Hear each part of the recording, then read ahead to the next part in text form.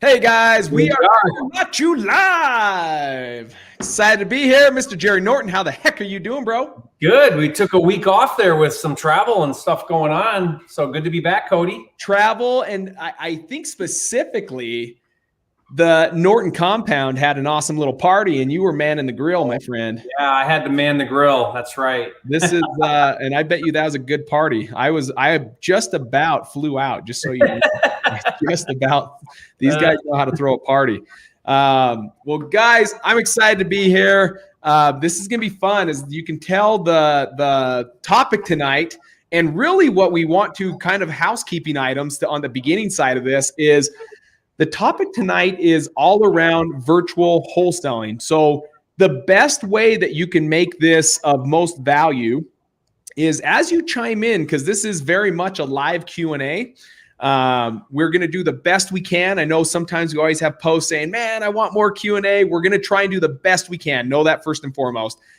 We do want to tap into our guest tonight and be able to really share with you guys experiences that we've had. But Michael McDonald's going to share some experiences with virtual wholesaling. So the best thing you guys can do is, as you think about questions, please, please, please keep this around virtual wholesaling. So those are the questions that are going to get our attention. Those are the questions that we're going to bring up and answer live. So that's the biggest thing. If I can tell you anything, is keep it around virtual if you want your questions answered, because that's what this one is all about. So Jerry, is there anything I'm missing on housekeeping items, or did I cover it clear enough on what we're trying to get here with intention?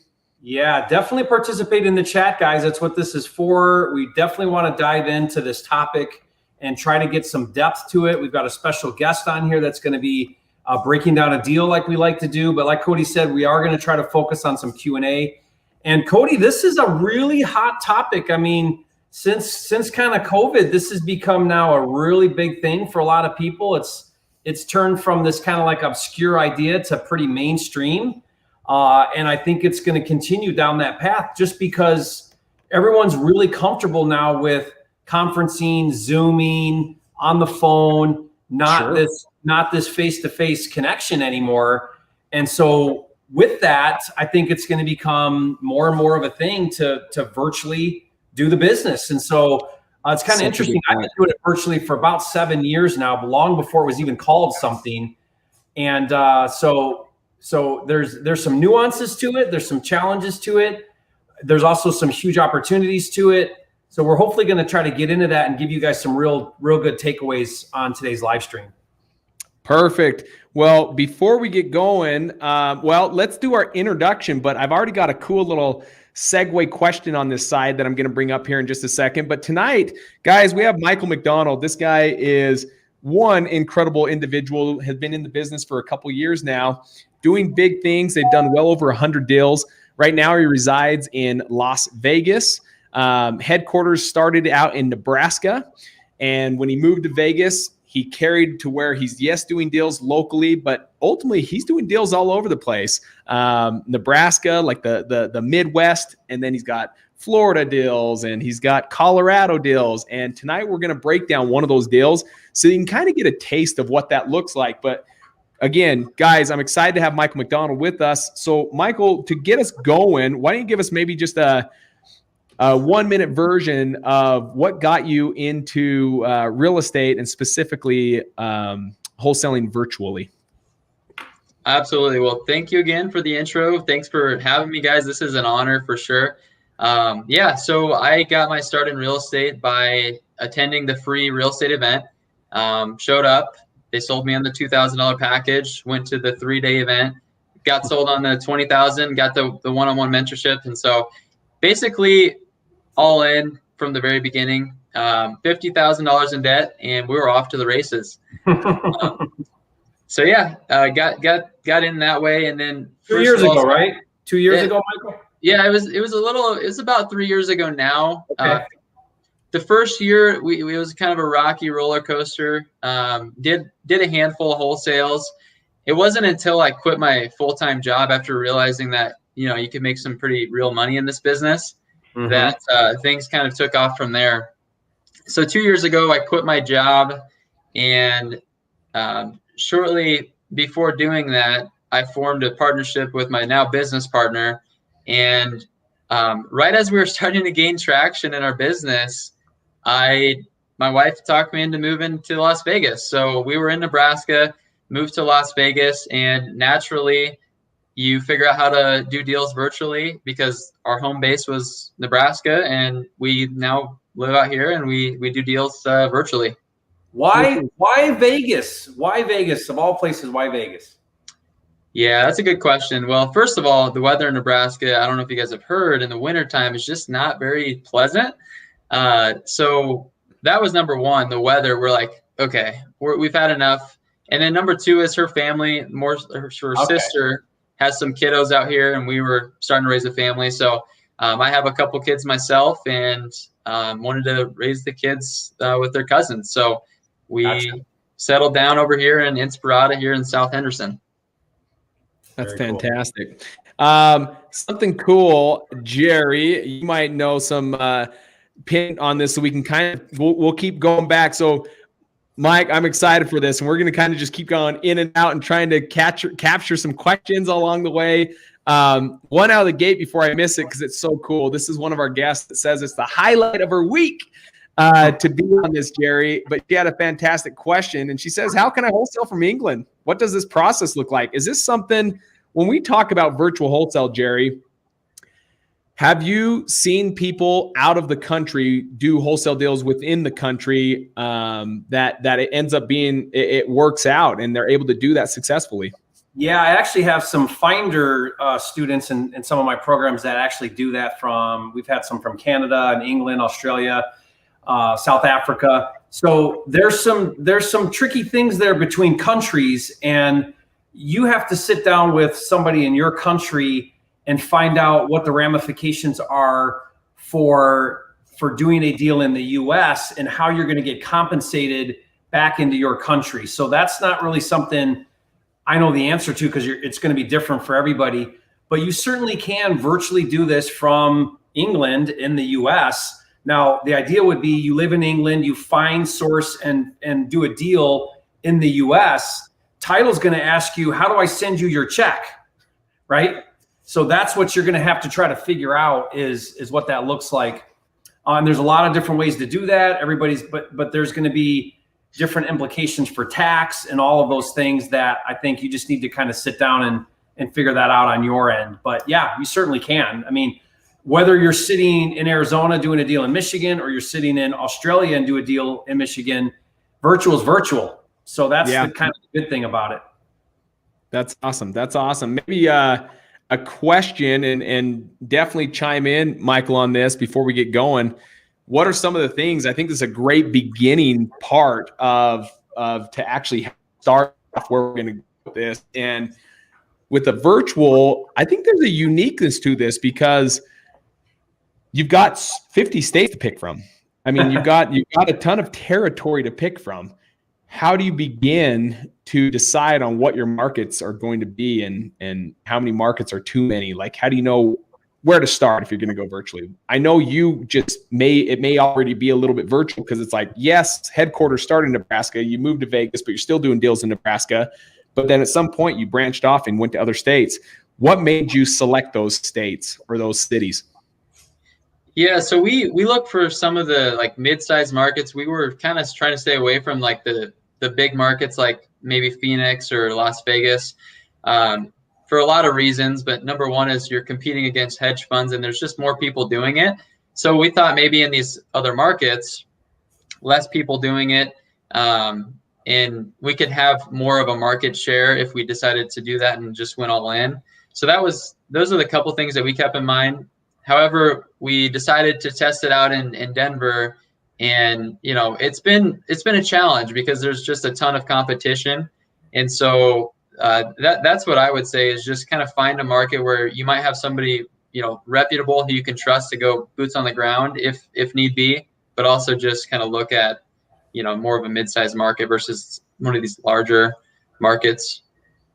That's all, Jerry. I know you have roots in one of your grounds where you farm and do this virtually. Is that the main reason why you picked Detroit, is because it had some stomping ground roots there, or did you also have ways and reasons behind that? Yeah, certainly. So if you think about going virtual, one of the biggest challenges you have to learn is the nuances of a market. So like, Cody, in Salt Lake, I could name the neighborhood, I could probably name the street, and you in your mind instantly know exactly where that's at. You've got a high level picture of values and neighborhoods and all of that because you've invested so heavily in learning your market. Virtual means you're going into a place that you may or may not know school districts and what side of the road matters and all of these things about a market.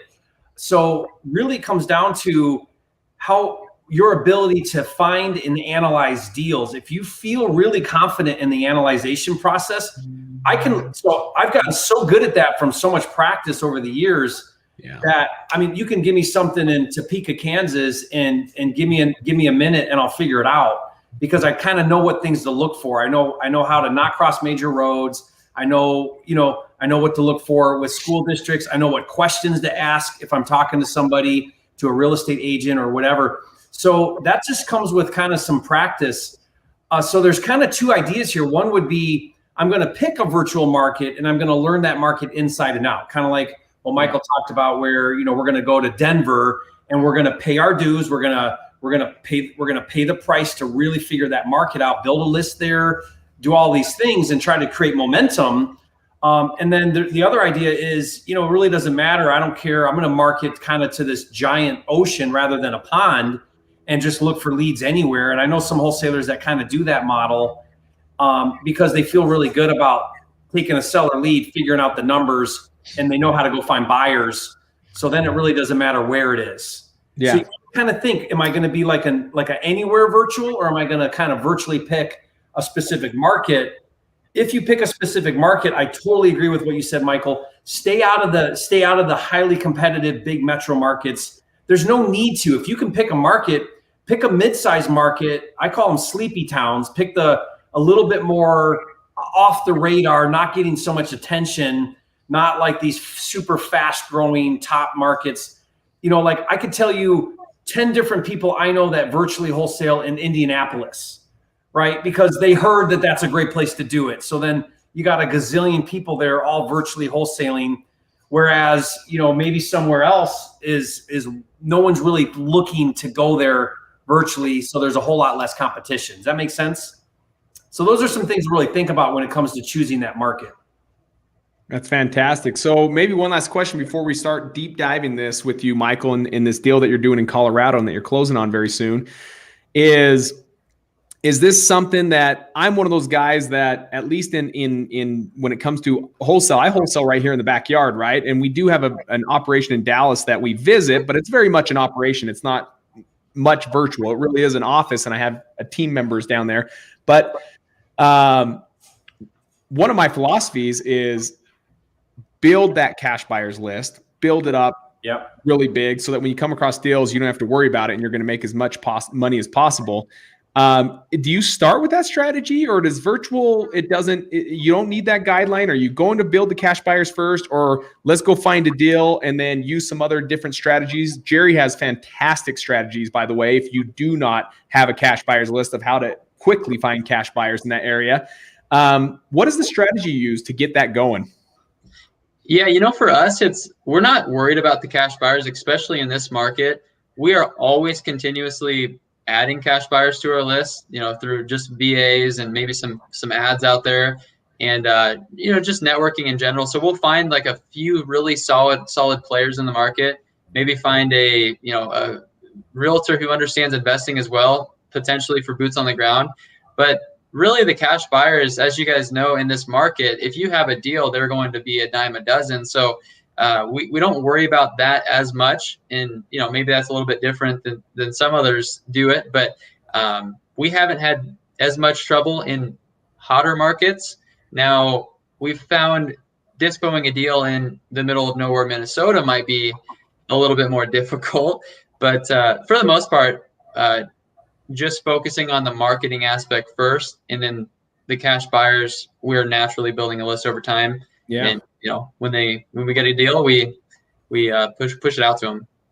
Yeah, I'd love to weigh in on this too, Cody, because Please, I'd love it. Because one of the benefits to the way Cody runs his business is when you build a massive list in your market, like Cody's is whatever it is, 10,000 people, and you push your deal out to that list, you've got so many eyeballs now on that deal that you're going to get a premium. You're going to get that one person who always overpays, right? And it's this outlier, and all of a sudden you make 20,000 more or whatever, 10,000 more, then the market probably really should have paid for it.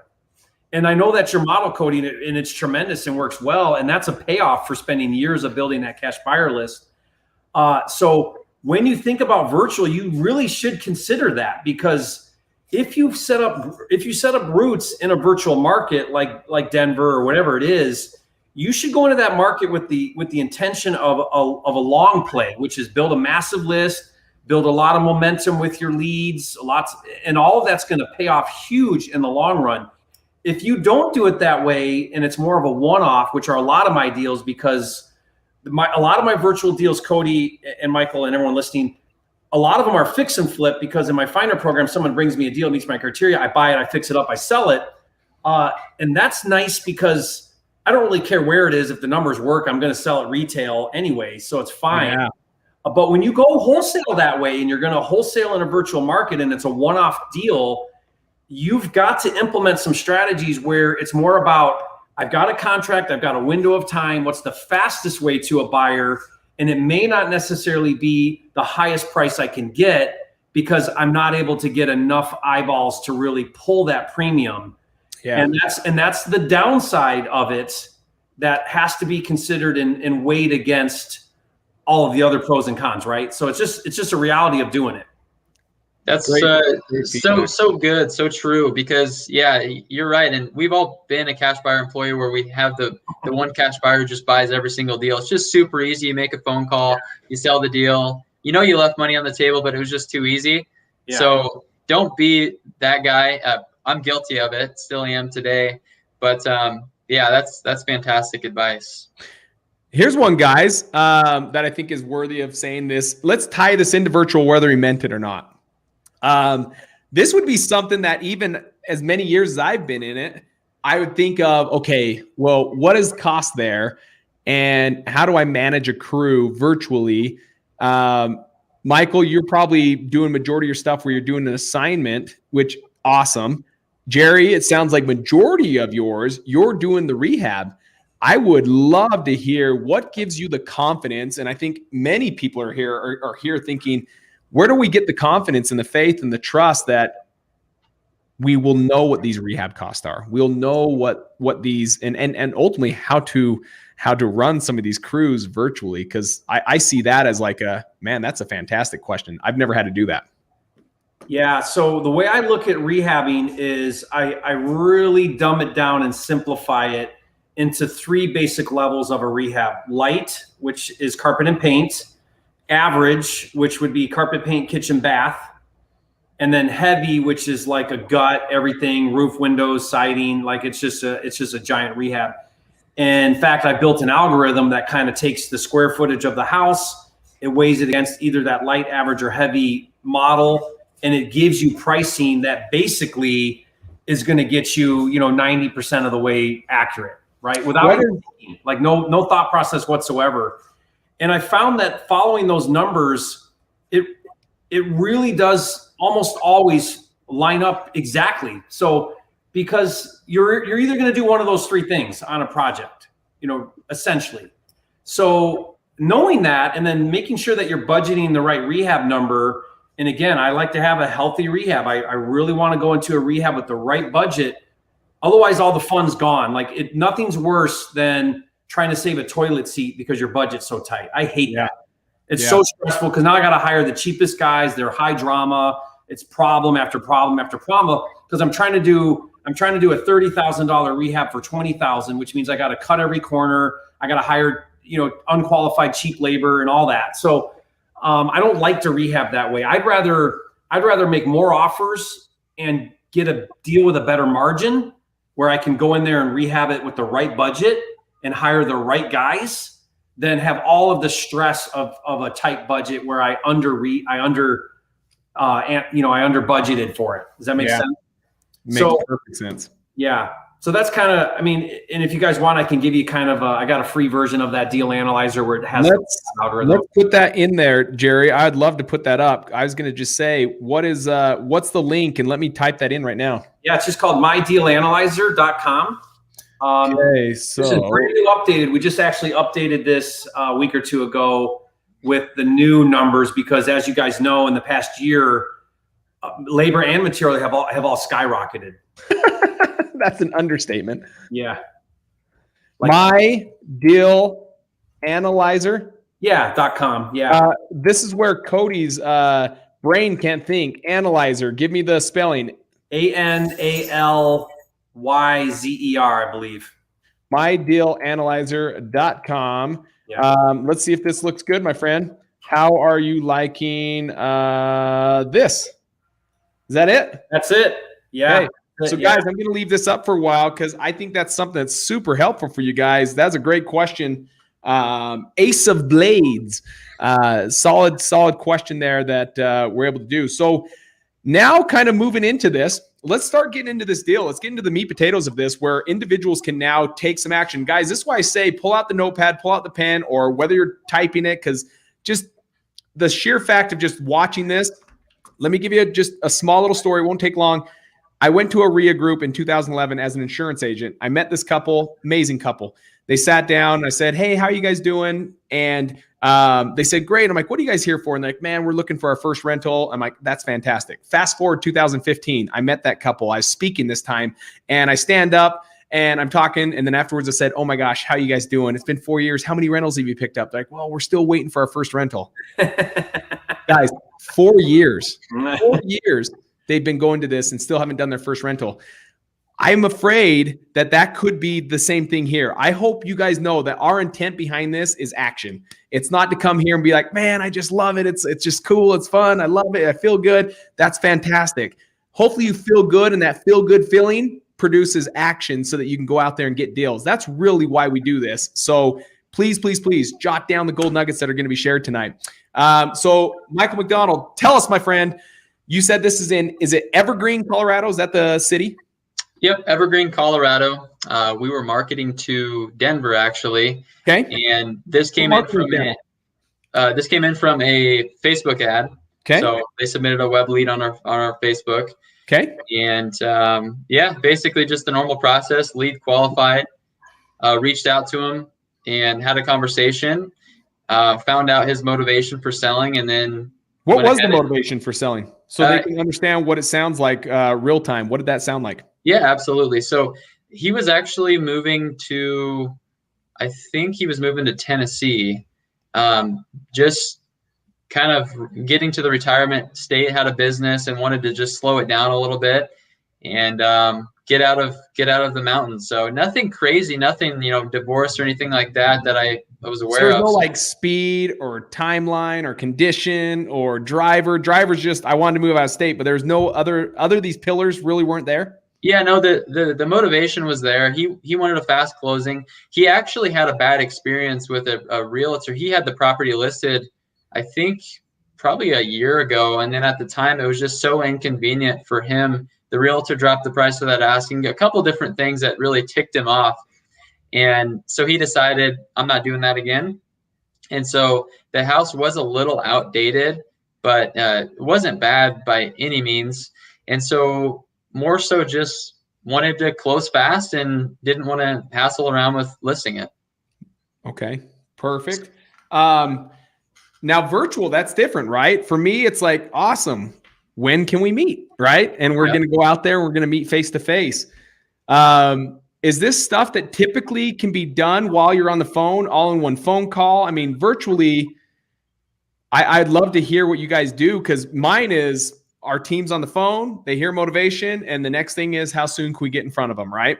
Mm-hmm. So what does that look like? Are you guys having multiple conversations on an average close, or is this something that's like, no, there's times we're on a phone and we just stay on the phone until we're ready to close right over the phone? What does that look like? Right. In some cases, that's the case where you're staying on the phone until you can buy the house. But in many cases, you're going to want to get a good understanding of the property condition. It's one thing for the seller to say, oh yeah, it just needs paint carpet, just needs paint carpet. But in many cases, that's, very inaccurate. Most of the time it's a lot more. So in this case, I had a conversation. I just said, hey, look, I'd love to make you an offer. Kind of got a feel for what our competition was. We always ask, hey, why don't you list it? Why don't you just rent it? If giving him all of the options, and he's like, well, I don't want to do that. I don't want to do this. And so, okay, great. Found out there were some other offers coming in, and he just sent us the pictures, and he was really prompt with getting us pictures. And then I believe it was the next day I set up a time to visit with him again. And called him back, and we negotiated a little bit back and forth, and didn't arrive at a price at that time. And it was like a week that went by, and I think he had some lower offers coming in, which was a good thing because it made ours look a little better. Didn't fully give him our offer 100% until we got the contract signed. So I already love this. Let's hold this thought real quick. Me and Jerry talk about this all the time, but Jerry, does this match? I want to, because you do virtual. Does this match very much the same thing? So this can almost be Bible or standard for everyone. Is it very much what he's saying is the same structure? Yeah, a little bit different because what I teach my team and what I do is I don't care if we have no idea about condition. Let's get a contract. Everything else we'll figure out later. Yeah. Because I feel like, and this is all the time, like even when I buy on market, I don't care really about anything. I obviously I want to contract at a number I think and feel good about. So we might ask questions, how old's the roof? How old's the kitchen? When was the furnace stuff like that. That's fine. And that'll give you a ballpark, but time kills all deals, right? Cody, you say this all the time. So the only thing that kills it more is attorneys. Right. Yeah. So every minute that I don't have a contract is an opportunity for me to miss the deal. So I would rather get a contract, find out later I'm off and have to renegotiate price. Yeah. And make sure my number's good to go in with when we sign. So that's just, and maybe Michael, you do the same thing, but it's always contract first, questions later, right? Contract first, due diligence later. Contract first, deep dive later.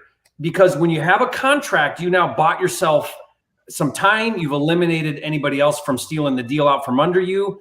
And I want to take a minute and talk about this, Cody, because I think what people are reluctant to do this because we have this mindset, and it's probably like growing up in America or whatever, where if I sign a contract, somehow now I'm liable. There's ramifications. There's some kind of legal thing. There's going to be consequences. I might get in trouble, right? If things don't work out. There's this fear that everybody has. And there is nothing that's going to happen. Like the worst thing that could happen is you lose earnest money, and we don't even have earnest money with off market. Like no one's going to sue you, take you to court, and a judge is going to force you to buy a house, right? It's just not going to happen. So don't worry about all of that. I make sure we have very clear clauses. I'm very upfront with sellers, and I say, listen, this is the number that works for us, but we are going to need to make sure, and we're going to need to verify and validate some of these things. But let's get this in place first. So that way, when I come back to them and I say, hey, you remember how you told me that the roof was brand new? It's not brand new. Now that changes things. And right, you can kind of I set up all the time to where if I have to come back and renegotiate because I gathered new information, that they're aware of that. And it's not this like offensive thing now or like, and don't do it as a bait and switch. We never bait and switch it. We never, intentionally go in high just to come down and go low. That's going to really create a lot of bad will, and you're going to burn bridges doing that. So go with your best number, but make sure you get that contract as soon as you possibly can. Before we there's going to be a ton of questions, and I don't want to get struggling here. I know this could be a little curveball, but here's one for someone that's new. Jerry, Michael, maybe give your top three so we can just say, hey, if you were to say someone's new at this, what are your three top states?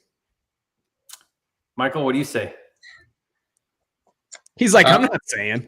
Well, I mean, we do the most deals in Nebraska, but that's where we buy a lot of properties. So actually, we're probably buying 50-50 right now, but that's because we're buying so many in Nebraska. Yeah. But so, I mean, I like Nebraska. I'm biased because I'm from there, but I've had good luck in so far Missouri. Missouri's a great state, and Iowa. Iowa's been good to us as well. Man, it's odd. It's funny you say that. My personal opinion is I love the Midwest. The reason why I love the Midwest, so I love all the way from Michigan, Minnesota, Ohio, Indiana, down to up more to Nebraska, Iowa, some of those kind of moving a little bit further. The reason why is because I feel like there is such a stock of like 1940 to 1950, 1960 built homes. Yeah. Most of the Midwest was built in the 40s, 50s, and 60s.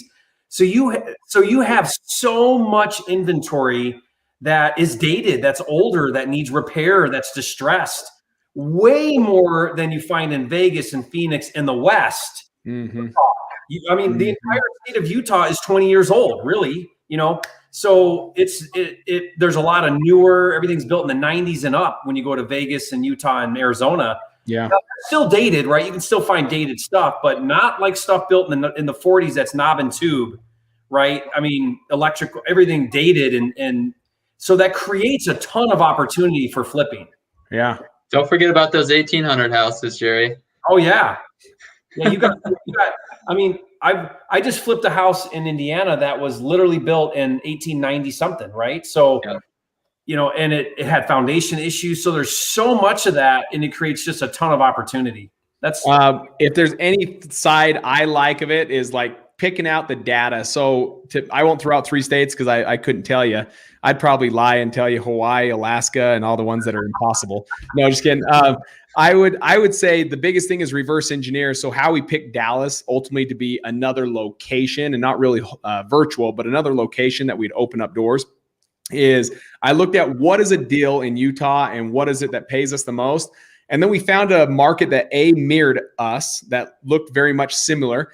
But second of all, that these pockets that I'm talking about that are deals in Utah, they're everywhere in Dallas. Like you get a slingshot and flick a rock, no matter what direction you flick it, you're hitting one of those pockets.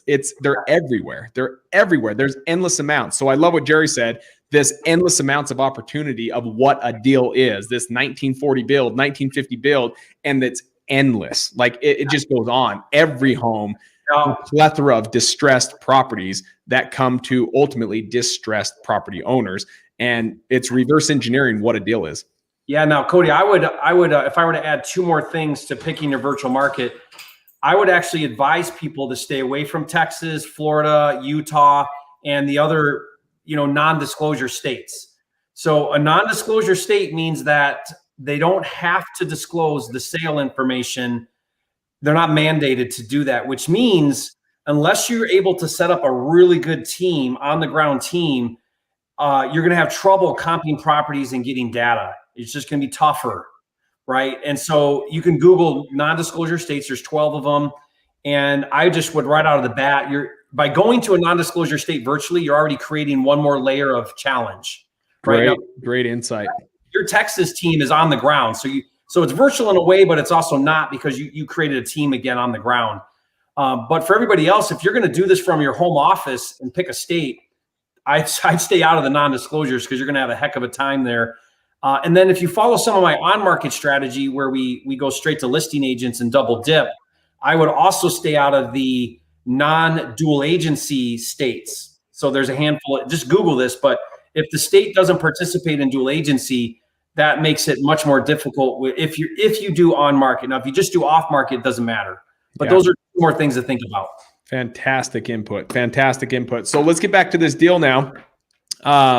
Natalie, I hope that helped answer some of the state questions. So Michael, you hear some motivation, wants to close quickly is really the big one.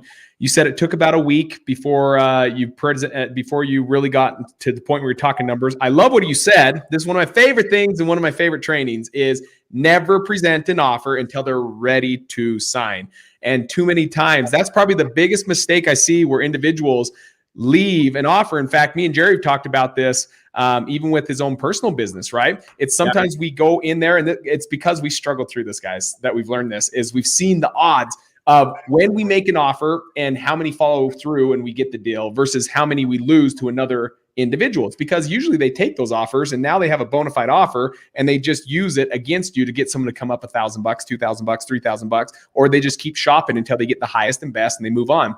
So I love what you said, but we didn't present an offer until he's ready to sign. That's huge. So what did that look like? How did you know he was ready to sign before you started presenting the numbers?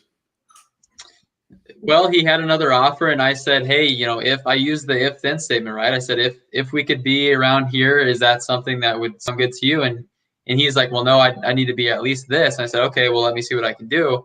And basically when we got time to the phone call to make the offer, is I just gave him what he was asking for under one circumstance. I know, Jerry, we don't typically do earnest money, but this guy was a savvy business dude. He was living in a estimate of 700,000 mountain house in Evergreen, Colorado.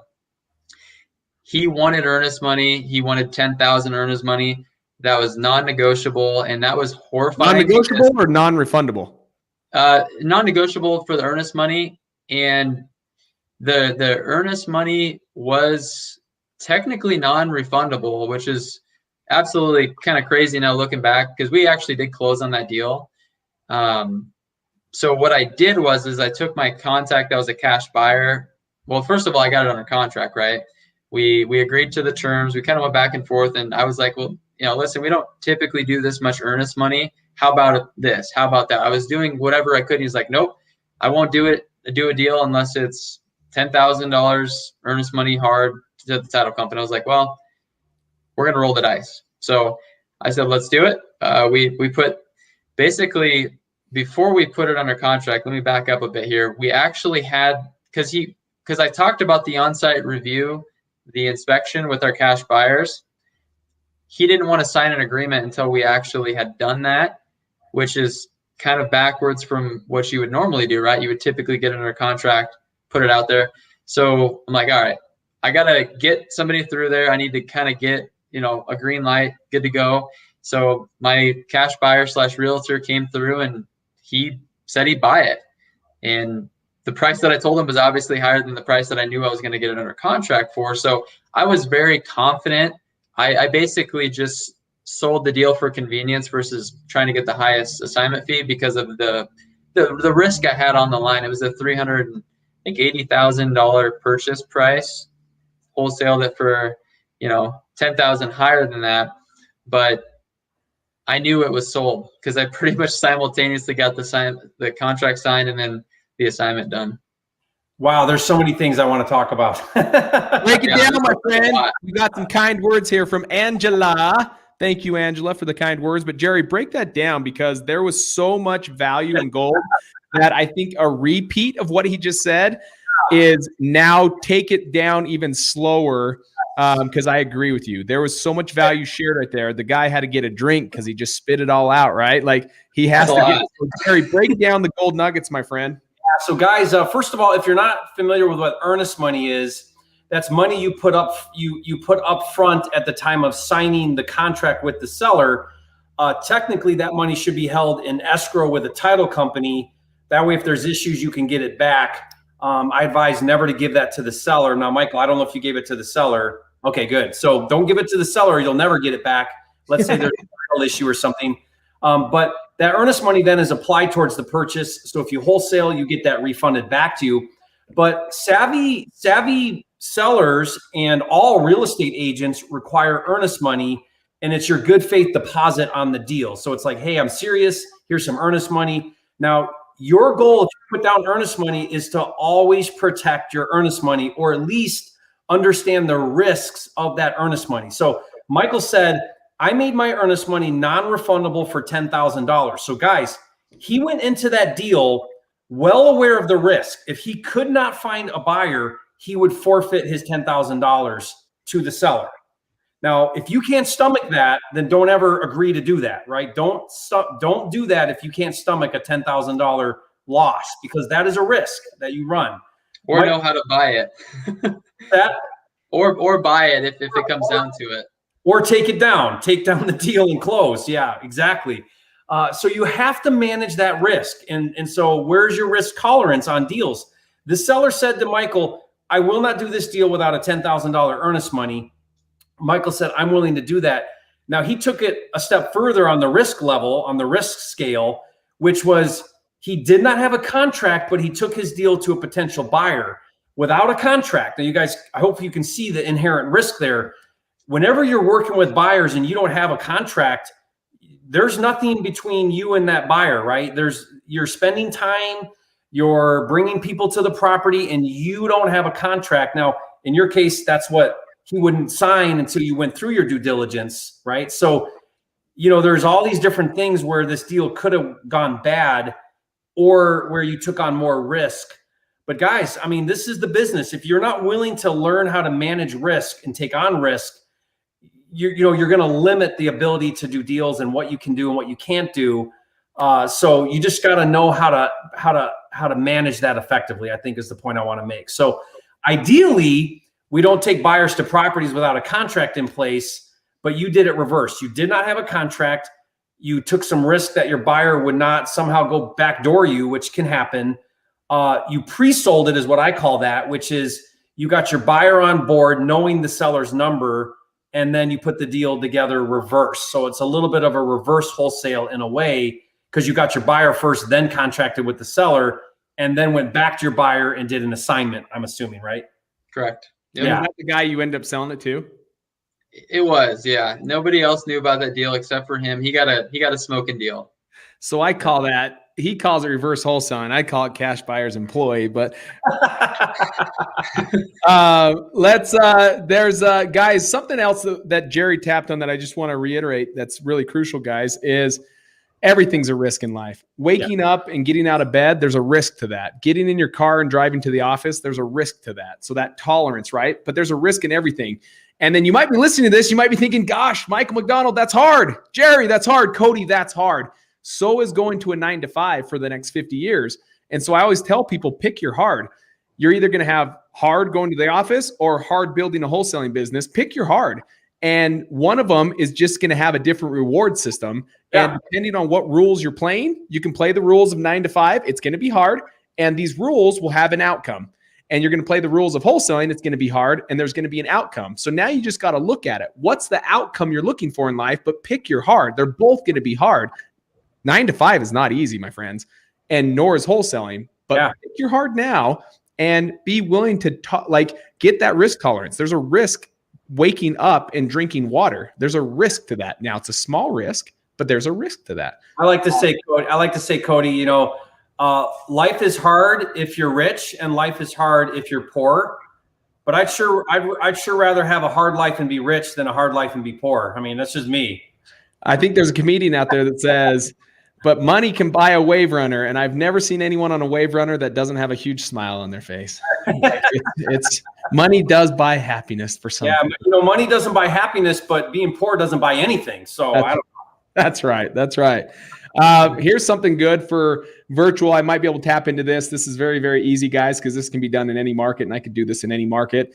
It's just simply in just Facebook, guys. I'll give you one strategy that will build this super, super quick. So if you're looking to build a cash buyers list, I do have a YouTube video on this, but this is as simple as it is. Go to any big Facebook group full of wholesalers. They're all out there. Go look them up. And while you're in that group, you'll find that little magnifying glass, the search bar. All you got to do is click the magnifying glass within the group, not on Facebook, but within the group, and just type in your state, cash buyer. Hit enter, and you'll see every post that's ever been put in that Facebook group that says those keywords, your state and cash buyer. And you'll start to see all the people that says, hey, I have a deal in Vegas. Where are my cash buyers at? And someone does me. And all you got to do is PM, or DM, whatever one you want to call it.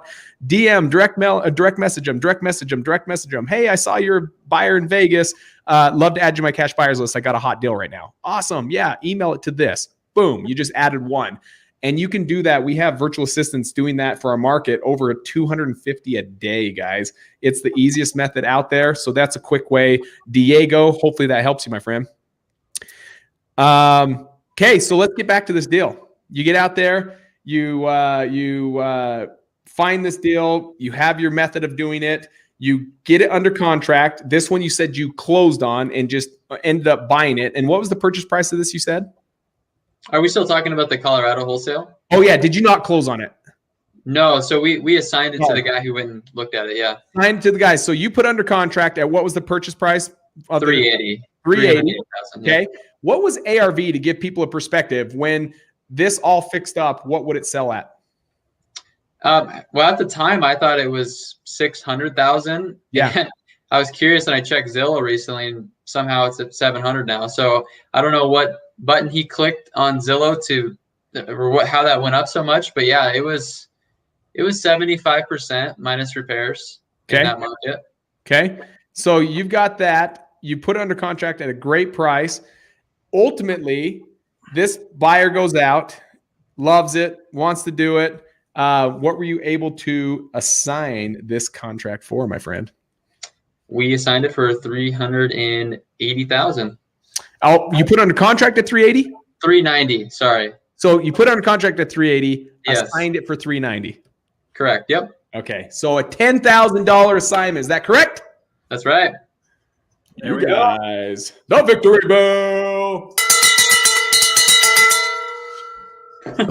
All right. I want to point out something, Cody, because Michael's well aware of what he did here, which was he said, I wholesaled it to him for convenience. Now, I like that you said that, and I like that you're aware of that, because if we were offline right now and Cody was your coach and he was going to be in your face a little bit, you know what he would say? He would say, bro, you left money on the table by not building a cash buyer list or having a cash buyer list or working to get that in front of more people. Now, there's some truth to that, but guys, there's also some value in convenience. Like there's nothing like I called up one person, they want the deal, I make 10 grand, I'm on to the next deal. I'm happy with this, right? But you have to be aware of the consequences. Whenever you take the easy way out, whenever you take the first buyer that comes along, you haven't given your deal a fair shot at a higher number, and you need to own that, right? So just own it. That's all. Say, you know what? I'm going to take the 10. I could probably get a whole lot more if I was willing to get this deal in front of more eyeballs, but I'm not right now, and I'm okay with that, and I'm going to take the 10 and run. Okay? Yeah. So as long as you're aware of that and you just know that that's what's happening, because you got to always remember the way you get more for a deal is you get your deal in front of more eyeballs. The more eyeballs that see it, the higher price you're always going to get. That's why a lot of deals, Cody and I will buy it, relist it on the MLS, knowing that now I go from 10,000 eyeballs to 30,000 eyeballs, and I'm going to get a higher price. Yeah, and that strategy is so good right now, Jerry, the wholesale market. Michael, do you do wholesale as well? We closed on 4 last week. Okay. Yeah. So the wholesale market, guys, 'tis the season. I want you to understand there's 2 big things to be watching and always be watching and be aware of. And this will help you really find the confidence and trust and faith that if you're going to purchase that it's really good or not. And that's it's the market to be doing wholesaling in. There's not enough inventory. So let's talk about that one right now. So there's not enough inventory in the whole state of Utah. I think it's like 1,500 listings. Guys, that's absurd. That's beyond absurd. That's crazy. Because there's more than 1,500 people moving to the state of Utah. So these are the 2 stats I'm always watching so that I understand where I'm at within the market to know when should I be more selective on my fix and flips or when I should be more selective on what deals I'm going to take down for myself and do a wholesale deal. I'm always watching inventory, which is, I want to say historically, but obviously there's a point where it was lower than that. But guys, there's not enough inventory. And then match that with there's a lot of people moving to the state of Utah. We call it in-migration. And you can find these reports in any state of how many people are moving into your state and how much inventory. And because there's such a huge gap in between those 2 stats alone, it is such a great market right now to be buying a lot of our deals and just simply, as long as they're livable, lendable, put them right back on the market and just get top dollar. And we've seen deals that we put it out for $299 because it wasn't fully repaired. And if it were fully repaired, it'd go for $350, but we put it out at $299. So it's a little bit more than a wholesale, or a assignment where I'm getting $15,000. Now maybe I'm going to make $30,000. So I'm doubling that. And that offer gets bid it up by 10 retail buyers and it ended up going for $350. And now, guys, it doesn't appraise for that. But guess what? This individual says, and whatever it doesn't appraise for, I'll bring in cash. Don't worry about it. So we ended up getting full retail as if it was repaired for a home that needed 25 grand to make it that full ARV, after repair value. So this is a great market to really be thinking about. Again, there's that risk reward, taking down a home, but you can turn a $10,000 assignment now into potentially a $60,000, $70,000, $80,000 deal by just changing the exit of the strategy, which I love this market.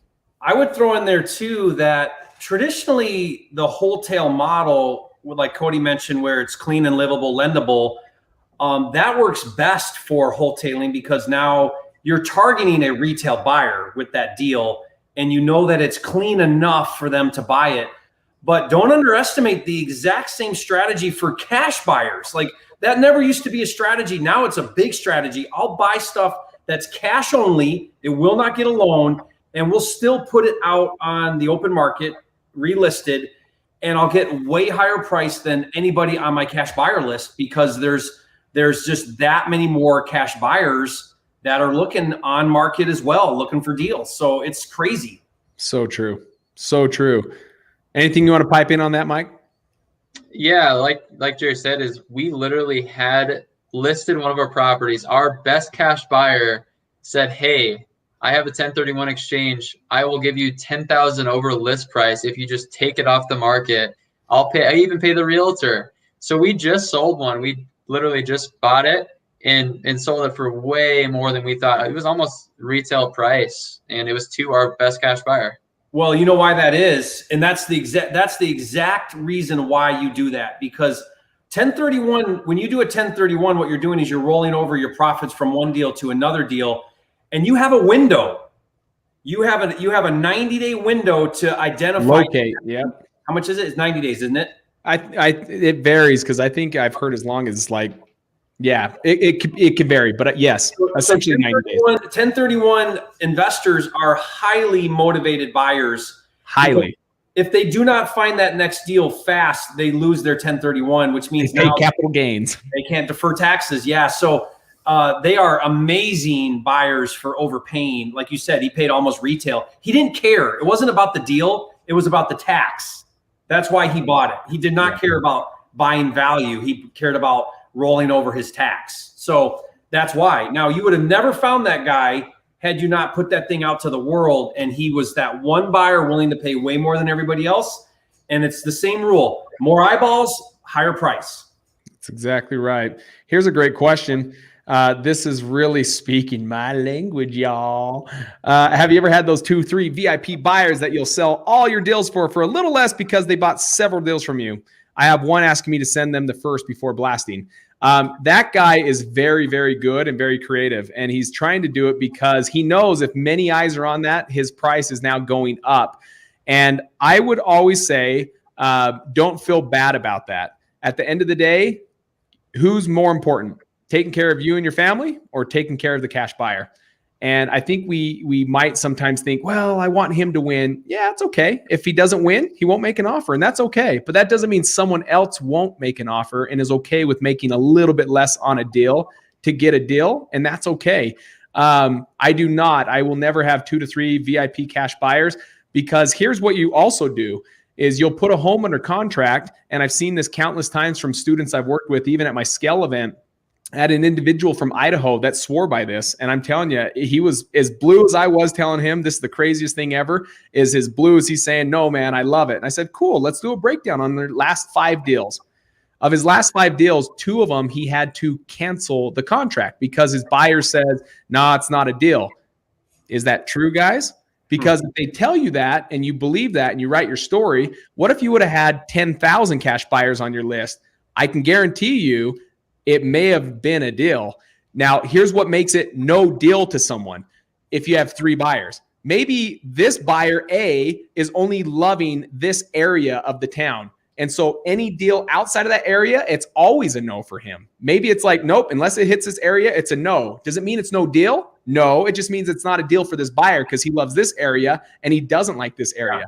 Or what if someone has a fix and flip going on and they can only handle one fix and flip, and it's a no for him because he can't handle 2 fix and flips? Does it mean no, it's not a deal? No, it means no, it's not a deal for him because he can't handle 2 fix and flips at the same time. So the value of many cash buyers is you overcome any of these issues. There's a buyer for any home out there. And we have individuals that are in our market that we JV with because they come to us saying, hey, I don't have a cash buyer on my list that wants this. And we look at it and we're like, man, that's a deal. We'll pump it out. Let's split the profits and we'll pump it out to our cash buyers list. And they're glad to get 50% of something than 100% of nothing. And we pump it out to our cash buyers and we'll have 20 people, 30 people go out on that inspection date and go look at this home. Why? Because we have a ton of eyes on this. And to 20 people, they're like, yes, I want this. And for the vast majority, they're like, nope, I don't want it. It's okay. There was still 20 buyers for that home. And it ended up being like a $30,000 assignment. In his head, he thought it wasn't a deal. It was a deal. He just didn't have a cash buyer. So I will never, ever, ever, ever, ever, ever, you'll never hear me preach this or allow it. If someone will allow me to get into their business, allow a 2-3 VIP buyers, because if they say no, you're simply thinking, oh, it's not a deal. I did it wrong. No, it's probably 90% of the time in this market, you just don't have enough eyes on it. Yeah. If you do go to that repeat cash buyer, just know that you're shortcutting, you're leaving so much margin on the table. And why? The only reason why is because you're being lazy. You're not building a list. Now, if you're super early on and you know about them, kind of like Michael's deal, where you're like, dude, I get my deal done. It's fine. It's for convenience. I know I'm leaving money on the table because I don't have a big cash buyer list. Own it. But just listen to what Cody's saying here. The reason why Cody averages 30,000 a wholesale is because he's built a massive cash buyer list. And the bigger that list, the more he gets per deal. And that's just the name of the game. Guys, just to put it in perspective, when we had 2,000 cash buyers, our average assignment was 18,000. We jumped it up to about between 9 and 10,000 right now, and it's up to 32,000. So directly proportionate to however many cash buyers, we've seen that expand. We're excited to get to 20,000 cash buyers, to see that grow to 35, 37, 38. Sky's the limit. The only limit is not the cash buyer. It's what you put on it. So best way, guys, this is a good question. What is your best way, method, madness to this? How do you get boots on the ground? How do I find good boots on the ground? A good property manager, a realtor, inspector, contractor? Yeah, Michael, you want to chime in on that? And then I've got a lot to say about that. Sure. For us, I like finding at first, and before you have your your large cash buyer pool up, I like finding another wholesaler in the market who might have a cash buyers list just to get a feel for the market. But once you have that feel for market, you're going to be giving away a lot of profit if you continue to just joint venture with every deal. So I like to just figure out, okay, somebody who can just go look at the property. They're not expecting a large amount of money. Most cases, it's a realtor who's happy with, helping you out. And so that's worked well for us, is just either an investor who has experience, kind of knows the lingo, and or a realtor who knows the lingo. Yeah, so great. That's awesome. So a couple things here. The most critical person that you have to have, in my opinion, on call is somebody that can do walkthroughs, property walkthroughs, because you can find a good real estate agent. That just takes a little bit of effort. Ask around, interview people, talk to them.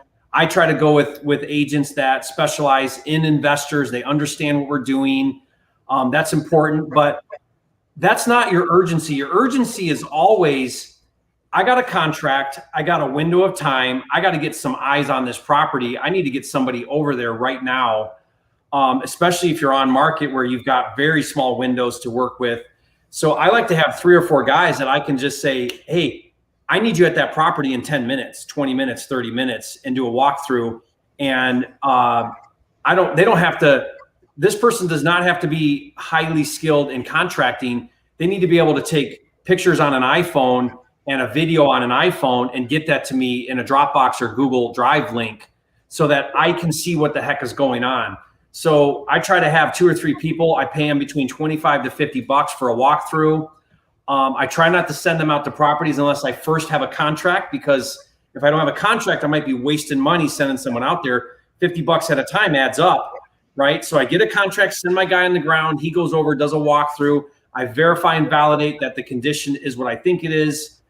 He does a video of the neighborhood, so I see the street, right? I don't need to be there and do all of that to understand what's going on.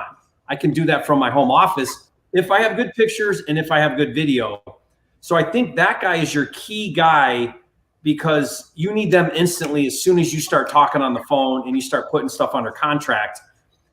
Everybody else, you got a minute to figure out, and you can get referrals and, you know, get a good contractor, get a good realtor, get a good inspector. That's just start asking questions, right? Like I go to every big investor group and I say, hey, I need a trash out guy. I need a plumber. I need an electrician. Who are you guys using for this? Who are you guys using for that?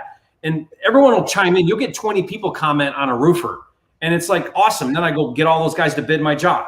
So finding skilled people is easy. Tap into the marketplace or the investor groups on Facebook, and people will give you their awesome people, right? So the boots on the ground is a little tougher because that's an on-call kind of person. That's how I'd answer that. Where do you find that guy, Jerry? Do you put out a post? Is it a referral from a person you trust in the market? Yeah, I run posts on Marketplace, the investor groups, Craigslist, and we basically just say, hey, looking for somebody in this market, can get out to properties pretty quickly, pays $50. You know, I kind of just give the criteria. And then I have a very detailed breakdown of how I want them to do the pictures and video. So it's really important you train your guy on, I teach them macro and micro. In other words, I want to see the entire house from the sidewalk, and I want to zoom in on the brick that needs tuck pointing, right? So give me the whole room and give me the issues in the room. Give me the whole kitchen and give me the issues in the kitchen. So I want to see 300 pictures of a house, both, you know, big picture and small picture. And then I make them do a virtual tour. I want you to video walking in the front door, left to right, up and down, walk into the kitchen, up and down, left and right, right? I want a virtual tour of this house in video, in addition to, you know, a gazillion pictures. Amazing. Amazing. Here's a good one. I think very little do we capture and bring this. So I love that this individual talked about this. Jerry, on the days, do you ever had bad mental days where you're like, man, I need to cash out, I need to check out? And I think this probably will be a question for all three of us. And what's the truth behind that, Jerry? So here's how I'd answer this. Are you feeling tired? Good. Are you feeling rejected? Good. Are you feeling like you missed out on that deal of a lifetime? Good. Are you sick and tired of getting on the phones and people saying no? Good. Because that's how you get better. It's the sucky part, and doing it anyway is how you master this business. Yeah. I don't feel like doing it sometimes. I just don't, but I do it anyway, and it sucks, and I do it anyway because that's when I have the most amazing breakthroughs, is when I get out of my freaking comfort zone, and I want to live in my comfort zone, because as humans, we want to avoid danger, where we have fight or flight, right? But there's no saber-toothed tiger chasing you, even though that's how your genetic DNA is made up. It's to be fearful of a saber-toothed tiger that's going to eat you. But it's not real. It's all perceived. So, you know what? I just have trained myself that if it hurts and if it sucks and I don't like it and I'm frustrated, good. Because that means I'm going to have growth and I'm going to do it anyway. I love that you shared that. Now, you know, guys, I try to make sure that I take care of myself. I try to make time for my family. I try to make sure I relax. But I don't need to get motivated. There's nothing in my life happening where I need some kind of motivation. Like, you know what? I wish I was motivated right now to do the business. And I don't know if that's just me or what that is, but if that's you, then you got to get some things figured out here. But becoming financially free and living the life of your dreams, I don't need motivated to do that. I naturally wake up excited to do that, which means I'm going to plow through all my obstacles in the parts of this business that I hate and suck, and the downtime and the deals that I lose money and all of the things that happen that just are going to happen. Yeah. Just plow through. So the big thing, guys, behind that, in a very real sense, I remember one thing that stood out huge at a Tony Robbins event. I took my whole team. They wanted to go out there, and I love investing in my team. You hear the CEO that says, "Hey, what if we invest in our team and they get better and they leave?"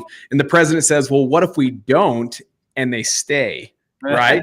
So we're always trying to invest in our team and make them better. That's something that we're really, really big on.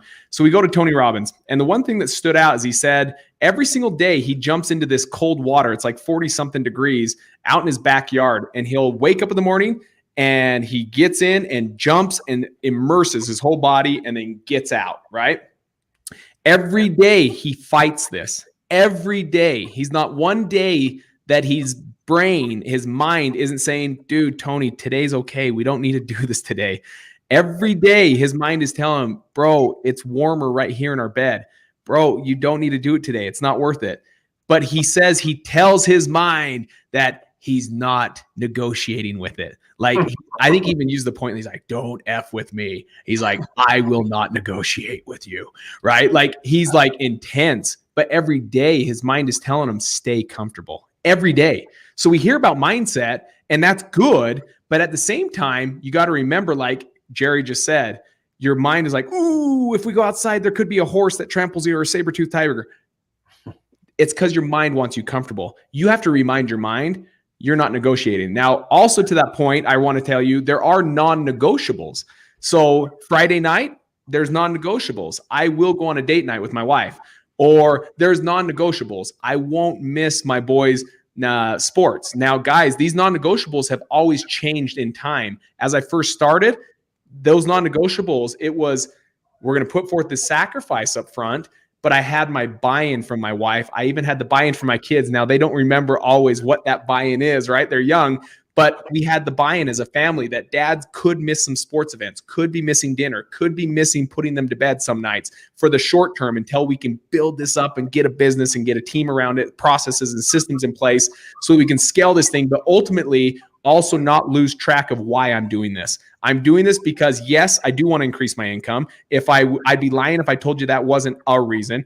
But another one was my lifestyle. I wanted to be able to enjoy it the way I wanted to. I truly wanted freedom, and freedom is not tied to money. Freedom is not tied to when I have 5 million in the bank. Freedom is not tied to when I have 50 rentals. Freedom is to literally wake up and say, what do I want to do today?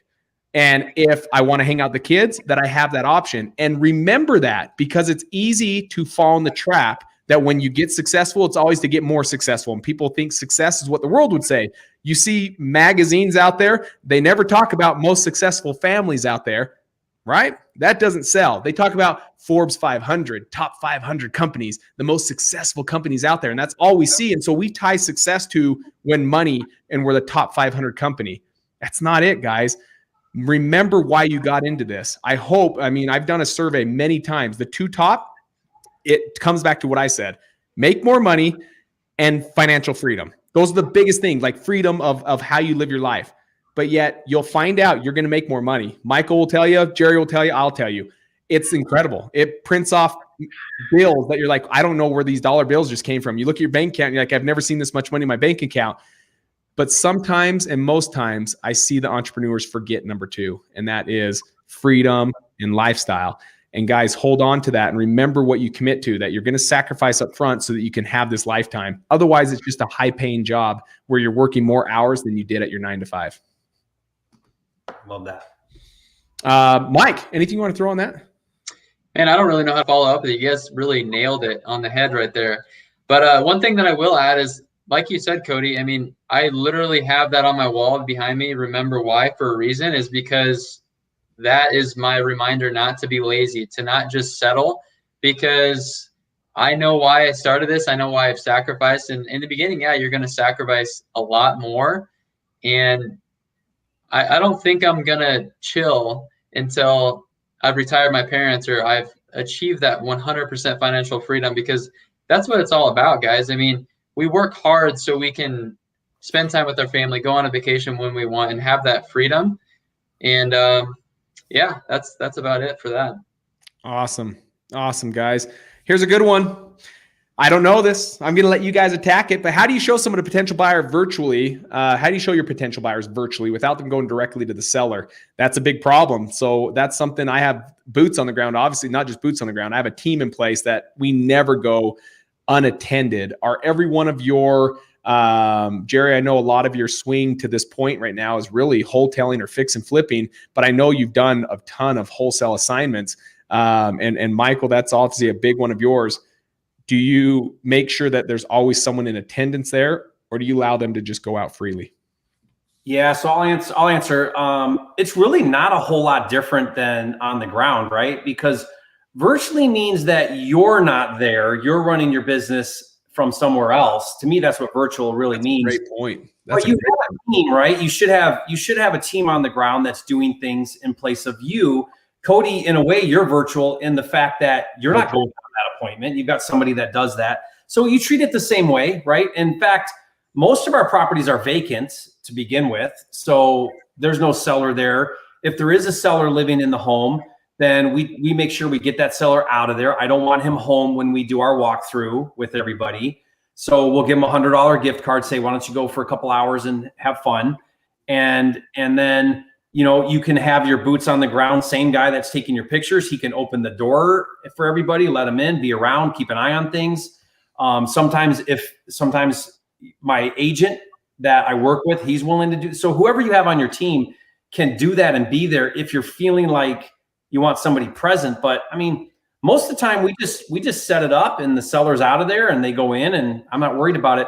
Ultimately, I've got a contract with the seller. So people can try to backdoor me, but you know, that's rare and far and few in between where that happens if you have a contract.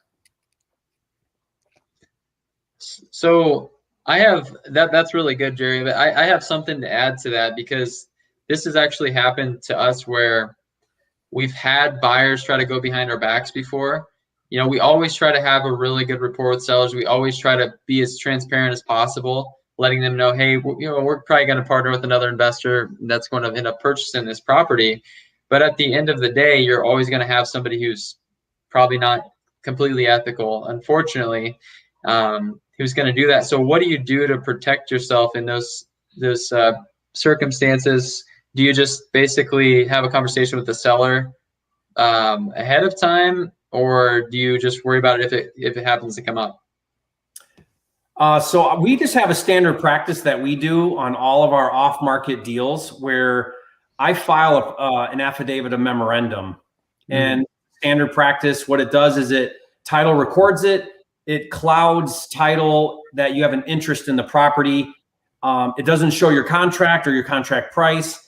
And if that seller and some kind of other buyer try to backdoor you and go and close around you, that's going to pop up in essence like a lien. It clouds title. The seller doesn't sign it. You sign it. Title company can record it. Guys, I'll give you that for free. I got one for free if you want it. I can give you a link to download. Let's do it. What is it, brother? It's not a vanity URL, but I'll look it up real quick and tell you. But it's a really simple one-page document, and it's until it happens to you, people don't do it. And then when you get backdoored, then you make it a standard practice. Yeah. And by the way, in some states like Utah, it's called a notice of interest. Yeah. Oh, I didn't know that. Okay. We've filed some since that happened. In fact, or maybe you've had a seller who received a higher offer and your contract meant nothing to them for whatever reason, and so they may say, hey, you know, something came up, I got to cancel the contract. That would still protect you from a circumstance like that too, to say if the other company tried to close, they actually would show that on the title, so they wouldn't be able to unless they had talked to you first. Yeah. You cloud it. They have to clear you before they can move on. That's exactly right. Here's a good one, guys. How do I properly market my deal? Like, what exactly do I put on my description for Facebook Marketplace? Now, guys, this is going to vary in any market. Because I'm not a real estate agent, I cannot put it on a Facebook Marketplace. I cannot solicit to people that have not said, please show me of all your deals. So when I put on Facebook Marketplace, what they're saying is, you're soliciting this property to someone else, and now you're acting like a realtor. So I cannot in Utah. In Texas, we can put it on Facebook Marketplace. It's totally fine. You have equitable interest in it, and you can market the contract.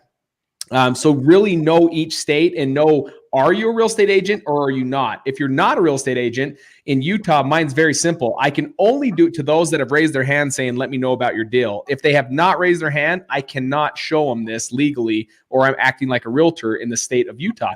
So know those regulations, and it's going to vary state to state. That's the one thing that varies and is different in every state. Is real estate is not defined the same in every state. It's defined very different in every state. So know your laws and know whether go in with the question of, I'm not a realtor, what can I do? Or I am a realtor and what can I do? And just follow it to your state. There's not any one way that fits, the one glove that fits all, or one shoe that fits all foot for this. It's very much going to be very different according to where you live.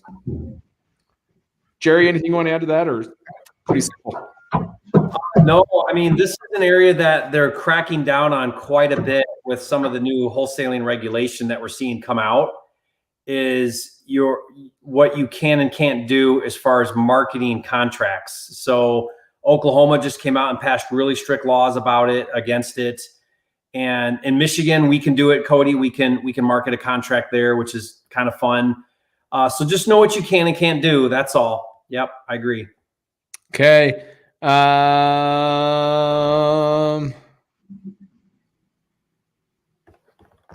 saw one, Cody, that I wanted to touch on. It's up a bit. It's where was it? I can't find it now. Do you remember the gist of it? No, I just remember seeing it going, oh, that'd be a good one to talk about. So go ahead if you see another one. Let me see if I'll see if I can find it. I like this one that I can break down with you guys. So how do you qualify leads? Isaac, how do you qualify leads? What is the process before acquisitions appointment? The real thing, guys, is just listening. It has very little to do with real estate. I have to ask questions about the real estate so they don't think it's weird, right? When I ask them about divorce and everything else that's going on in life, they're going to be like, that's weird. You're calling about my home, but you're asking about my status with my wife. It's really get the stuff out of the way quick on the house. At the first, we're talking and we're just having a conversation. They call you maybe off a postcard, or maybe you're cold calling them, and you get someone with interest and you say, so tell me a little bit about it. Even the ones that sound difficult, guys, I have a cold caller that's phenomenal here. He's an ace. And many people would hang up on many of these conversations. So I share this so that you guys realize, don't give up early. We had a guy that says, oh my gosh, you're just one of those guys that think you can just buy my house. And he's like, I'd be willing to buy your house. And he's like, well, let me tell you this, it's worth $400,000, but I'm not moving unless I get $600,000. My cold caller ended up saying, instead of saying, oh yeah, that doesn't work, man, but if everything changes, normally that's what you hear, and then they hang up. My cold caller said, well, this is interesting. Tell me a little bit more about the home. Guys, who would ever do that? Think about that. Guess what? This guy had a conversation that opened up. He's like, well, yeah, let me tell you about the home. We ended up going on this appointment and getting it 150 below the 400 that it was worth, and he wanted 600,000 because he just threw up this high kite and we dropped an anchor, right? But most people would have hung up on that call. So what are we looking for? We're looking for, really, it comes down to what I call the 4 pillars, right? The first one is time. So think about if they have to move quick. If they have to move in 7 days, a real estate agent's not going to help them. A typical transaction is going to take minimum 45 days, and it could take longer, right? So if the timeline. The second one is condition. The home's in disrepair. It's distressed. It needs work. It's a hoarder house. It has boarded up windows. It has whatever, torn off roof. So the condition. The other one is the price, which most times is a deceiver. People are saying 600,000, but we ended up getting it at 300. Or I'm sorry, we ended up getting it at 250,000, but they said 600,000. So most times price is actually a deceiver. And then ultimately, the fourth one is the driver. What is it that's making them call me? Why? That's our job. Our job is to figure out, why did they call me on a 37-cent postcard? Or why did they fill out my web form? Or why are they allowing me to talk to them from a cold call? That's your real job. It's not about the home, guys. It's really about why? What's the driver? Well, you may find out that they're behind on their taxes, going through divorce, that they received a home inherited through probate.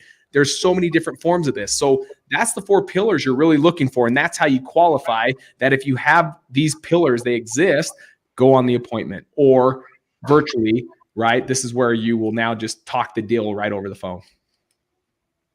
Yep. I found that question, Cody. It's Don Dada. How can you comp successfully without seeing the inside? That was a great question. I remember seeing that. Okay. So and in fact, right there, bro. Oh, you found it. Good. Okay. Yeah. I like this question. We talked a little bit about this, and Michael, you surely deal with this when you're doing virtual.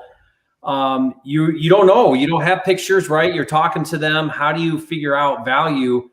First of all, you don't need to see the inside to determine ARV. ARV is just what are homes selling for after repair value in the area. The one issue is the repairs, the condition. Cody talked about the 4 things. The condition, that's the thing that is an unknown at this point. So there's a series of questions that will give you a good idea. A general rule of thumb I have is if the kitchen and bath haven't been updated, then nothing else has been updated. Or if the kitchen and bath is in rough condition, probably everything else is in rough condition. If someone takes care of their kitchen, they probably take care of everything else. And that's generalizing a bit, but I focus on those kind of 2 areas as well. Tell me about your kitchen. What's the cabinets like? What are the counters like? How long ago? I know the year built. Has the kitchen been updated since 1980? Oh, no, it hasn't. Okay, I got original cabinets now. So you can kind of get an idea. And then again, if you're using ballpark figures and you follow kind of my algorithm I use, you don't need to see the property to get a pretty dang good idea of what kind of condition it's in. Now, certainly we are not going to, at some point, we're going to get eyes on it. So that's just where, at what point in time do I send somebody, I'm virtual now, do I send somebody to look at it and verify and validate the information? I try not to do that until I have an executed contract with that seller with a ballpark figure in place. Oh, I hope that kind of makes sense, right? Send your guy out, get the walkthrough, do the pictures, video, and then make sure that your numbers all still work. So then, Jerry, are you going back to that to hold your inspection with your cash buyers then after your guy goes out and gets the photos? So my off-market contracts, the inspection is until the day of closing. Oh, okay. Yeah. So I don't have a 5-day or a 10-day. I have all the way up until closing for inspection. Now, clearly I'm not waiting, right? Once I get a contract, because the more time I can give my cash buyer to close, the easier it is to wholesale. So my goal is to get everything done right away. But yeah, so then I get the contract, I have inspection time, send my guy, validate, verify the condition. If now things are different than the information I was given on the phone, we'll renegotiate or terminate the contract. But then I guess my question is, your one guy's going out to get the photos, but when are your cash buyers and people who want to buy the property on the assignment coming back through? Is that a separate time? That's separate. Yeah. So then we'll set up an inspection party, like an open house, like Cody does. And I want to get as many people there, create an auction frenzy type environment. Ideally, if I don't have a cash buyer list, like a lot of my virtual deals, I don't, then now I got to find a buyer, right? So it's a little different. Got it. Okay. This is something I love. How do you go about the inspections? This is right in line with what you're talking about. Yeah. And there's some key things you said there that I want to make sure everyone heard and that really write it down. You put a home under contract. The before the inspection is making sure you use the right verbiage when sending out to your cash buyers and making sure that offering is not set in stone and sound like a first come, first serve. Whoever gives me the price first gets it. That's what we don't want. So you don't want asking price. I never use those words. Asking price 150. No. If 150 is the price that you think you're going to get out of it and you're going at the top, so there's a couple things. Don't put it out at the offering at what you think you're going to make. So if you put a home under contract at 125 and you think you're going to make 25 grand, don't push it out there at 150. What you do is push it out at like 134 or 139. And how you submit it to everyone is suggested starting offer. So not asking price, because asking price is, well, wait, if I put it out at 139 and someone brings me 139, do I have to accept it? Well, maybe if you made it sound like first come, first serve, first one to drop off earnest money gets it, but I don't use that. It's just suggested starting price, 139.9. And then what I do is that intrigues a lot of people. So if I put it at the top, I'm going to maybe have 1 or 2 or 3 people that say, ooh, that kind of sounds good. I want to go out and see it, right? But I don't want 1 or 2 or 3. Like Jerry just said, I want 20 people. I want a feeding frenzy. Why? Because their egos start to get into play a little bit there. They see that Bob's out there and Sally and John, and they're like, man, it's not going to go for 139, so we better submit a better offer than 139 because there's a lot of eyes out here. And so one puts out 145, and then the offer comes out at 150. Now you're already at what you thought you're going to get. And then when someone says, hey, where do I need to be? We never share. It's no different than how would you feel if a owner – you put out an offer for 145 to buy their home, and then they shop you and say, we've got a guy at 145. All you got to be is at 146 and we'll take your offer. You would be ticked off. Don't do that to your cash buyers. And we never do that to our cash buyers. But what we do is, hey, we'll buy it for 150. Fantastic. We have a lot of interest on this property right now. So all I'm asking for is just your highest and best and submit it by the end of the day or whenever that time frame is, right? And you're always just getting the highest and best. And you'll see that this slowing down process starts to build this up. So that's the pre-prep work. I want you to understand the right verbiage. Don't asking price. I don't want a definite first come, first serve type thing mentality. Suggested starting price and make it lower than what you think you're going to make. And it will end up going there anyways and past that if you do it right. That's the first thing. But when you go about the inspections, Jerry said it. I don't want to set up, hey, you can go on Tuesday. Fantastic. Let me get that lined up. That's what realtors do. Those are showings. Inspection, I want 1 inspection, period, the end. There's no 2 inspections. If you can't make it to the inspection, you missed out on this one. I want 1 inspection. I do not want to hassle the seller. I do not want to hassle tenants if it's rented at the moment. 1 time, that's it. And that's when they get out there. But the first time you may be like, well, man, people didn't come because they didn't go on this time.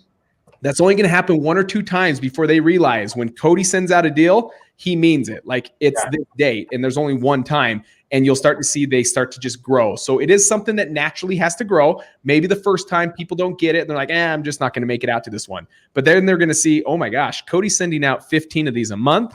And if I want one of Cody's deal, who happens to be the biggest wholesaler, then I better get my butt out to these inspections, and they all make it out to the inspections. Feeding frenzy. I want 20 eyes, not 2 eyes. And that's how you train your people. You got to just train them the way that you do things, and they'll learn, and then they'll do it that way. Yeah, love that. So good. So Cody, I have a question. When you send out your emails or messages to these deals for the inspection, do you include that actual time and day on there, or do you let them contact you first and then put the time and day on there? Time and day for the inspection? Yeah. Yeah, we can put that in the email that we send out to our cash buyers, and then we follow up with a text going out to every one of them saying, hey, did you see that smoking hot deal on 123 Main Street? And then that pushes them over with the hyperlink, pushes them over to that offering or to that email, because everyone has a phone on them. And even though most have and should have email on it, text is easy to open, where email, most people don't open. So unless they're in front of their computer, they won't see it. So we'll send it out on computer, followed up by text, and then you see that open rate go through the roof, and you see people finally like, oh, I better check this out. Cody just sent out a smoking hot deal in Holiday. And so now he's typing on it and going right to the offering. So that's key. And then follow up. Let me ask that question again, Michael, what you asked me. So do you actually put the time and the day on it, or just do you give that time when you're going to inspect the property on when they inquire, or do you actually just put it out in your email? Yeah, we put out in the email that when there's going to be an inspection held on that, but to also call, because in Utah, I can't put on pictures. I'm acting as a realtor. I'm now soliciting the home and not the contract. In Texas, I can put pictures on that offering, and it's still, I'm saying with the term, this is to sell the contract that allows you to purchase this home, but I can show home because I have equitable interest. But in Utah, that's the one that they don't like me to do. So, and we haven't seen any hurt on that. It doesn't stop business, by the way. So that's good. But yes, we let them know that so that they can get out there and do that. And then we give a couple days. So if our inspection period's on a Monday, we'll give them maybe till Thursday to submit their offers. And that way we start the slow process. And everything on the acquisition, guys, when you talk about DISC assessment from Tony Robbins, acquisitions in the D&I, and then the S&C is usually your disposition. So don't let the D&Is run your disposition process, because D&I is all about fast speed. Get out there as fast as you can, lock up the deal, where disposition is completely opposite. It's painfully slow. wait for every offer, make sure you talk to every buyer and see if they've submitted their highest and best. And it's a slow process. And D&I people, they can't handle it. That's why most people, Michael, you being one of them, you're the D&I. And that's why sometimes it's convenient to just take a quick 10K because you're already thinking, I want to get on this next deal. I don't have to diddle daddle with this disposition side because I'm really good at locking up deals. And that's why we got to get someone that's in the S&C to manage that for you, because they're the ones that are methodical, that really think through this. They're the ones that are like the engineer minds, the CPAs. They're all over here in the S&C. And those are the ones you really want managing your disposition process. So yeah, one thing to add to that, Michael, that I think you do this as well, Cody, but you want to make sure you're very clear that this inspection party, this 2-hour window or whatever, this is it. Like, this is the only showing. So we tell them, bring your partners, bring your investors, bring your contractors. This is the only time you're going to have to see this property. Again, you got to train everybody that, right? If they think they can call you up and be like, hey, I want to go over there whenever it's convenient for me, you're going to have a nightmare on your hands, right? So we try to really train our list to that. That's it. That's your only opportunity to see the property. Yeah. Guys, I think we've hit a lot of questions and we've gone for our tradition of about an hour and a half. And I think there's been some good stuff. Michael, I want to thank you. You came out here and you brought some solid content that brought up really some incredible questions that we were able to, all three of us, jam on and really deep dive. Guys, I hope each one of you received some value from this, that you hopefully took, again, going back to that, took some notes on that you can go out and take action on, because that's the difference. The information doesn't do anything. Everyone says knowledge is power, and I think they forgot a big key to that quote, and it's knowledge is power once acted upon.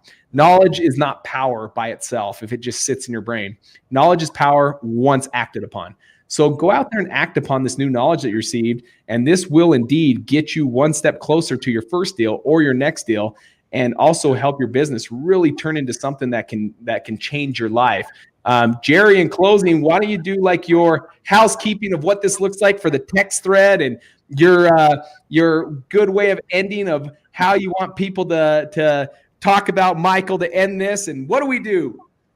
Yeah, so guys, if you got value out of this live stream today, leave a comment right here in the chat or below in the comments and say, first of all, thank Michael and say, Michael, you're a flipping genius. He's doing amazing things. 3 years into the business, growing the business, doing deals, making money, young guy, doing virtual now, really awesome. I hope he's an inspiration to you watching right now. He was in your spot. If you're working on that first deal, he was there. I was there. Cody was there. It's you guys get out of this business what you put into it. So don't just learn, take action like Cody said. But yeah, make sure you let Michael know he's a flipping genius. We'd appreciate that. Guys, once this ends, the live stream, this video will now live on not live. It'll live on as a video now here on my channel, on Cody's platforms. So if you're watching this while it's not live, leave a comment in the comment section now. Or if you've been watching this and you have more questions, or we didn't get to your question, we'll do our very best to answer those questions. So put that in the comments though, because the chat's going to close down. And then stay tuned, guys. Cody and I try to do these as often as we can weekly. We try to do them every week on Tuesdays. So we're going to continue to do that and try our very best to keep bringing tremendous value to you. The biggest thing, guys, is Cody and I want to share with you what we're doing right now in this market so that it's relevant to you, so that you can apply that as well and go have tremendous success in your businesses. So thank you again, everybody. We really appreciate you being here and your comments and your participating with us on this live stream. And that's it. Love it, guys. I'm trying to keep up with all these fantastic people doing all this. But guys, thank you so much. Michael, thank you again. This stuff's going to resonate with a lot of individuals, and you brought a topic that's really hot right now, and that's virtual wholesaling. So guys, thank you so much. God bless you guys in your journey. This lives on. Now just carry it over to the comments in the platform you're in, and we will do our best to answer your questions. God bless you guys. Take care.